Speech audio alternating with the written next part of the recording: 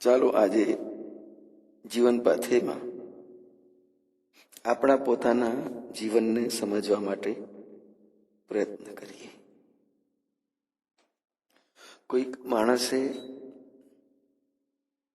એક સંતને પૂછ્યું કે મહારાજ, શું તમે તમારા બધા વેરીઓને, દુશ્મનોને માર્યા છે? સંતે કહ્યું, હા બેટા, મેં મારા બધા જ શત્રુઓને મારી નાખ્યા છે, એક પણ જીવતો રહેવા દીધો નથી. બધા જ વેરીઓની, દુશ્મનોની મેં સફાઈ કરી નાખી છે. હું એવું વિચારું છું કે લોકો તો ભૂલ કરે છે, તેઓ બાળક છે, બ્રહ્મમાં પડેલા છે અને એવા પ્રકારના વિચારોના રોગી છે. રોગી આપણી દયાને પાત્ર છે.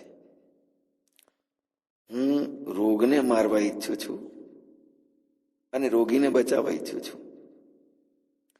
રોગી મારો મિત્ર છે, મારો પાડોશી છે, એ મારો ભાઈ છે.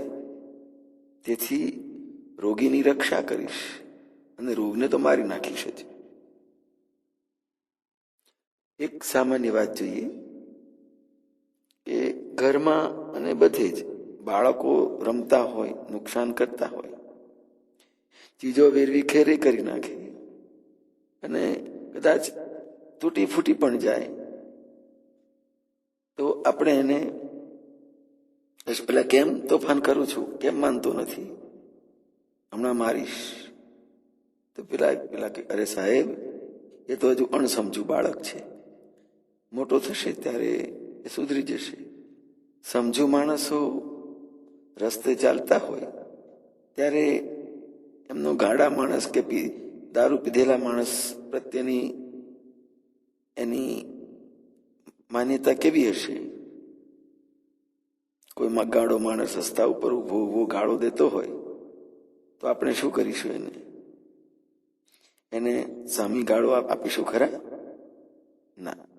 મને એને ખૂબ ગાળો દીધી તો શું તમે પણ એને ગાળો આપશો ખરા? નહીં. શા માટે? એ ગાળો છે, પીધેલો છે. પાગલને આપણે શા માટે ગાળો દઈએ? કોઈ કૂતરું માણસને કરડે તો શું એ માણસ એને બચકું ભરશે ખરો? ના.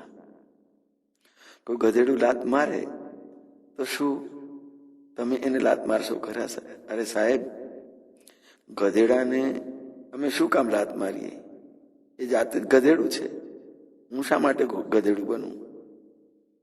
કોઈ જોઈ જાય તો કહેશે કે એ તો ગધેડું હતું, પણ તમે ગધેડા બન્યા. ભૂલો કરનાર લોકો મૂર્ખ, અણસમજુ અને ગાંડા જેવા હોય છે. અણસમજુઓને સમજાવવાની ઘણી રીતો છે. આપણે એમને પ્રેમથી સમજાવી શકીએ છીએ, ધમકાવી પણ શકીએ, સમજાવી પણ શકીએ. એમની સાથે વેર રાખવાની કોઈ જરૂર નથી. જય મહારાજ.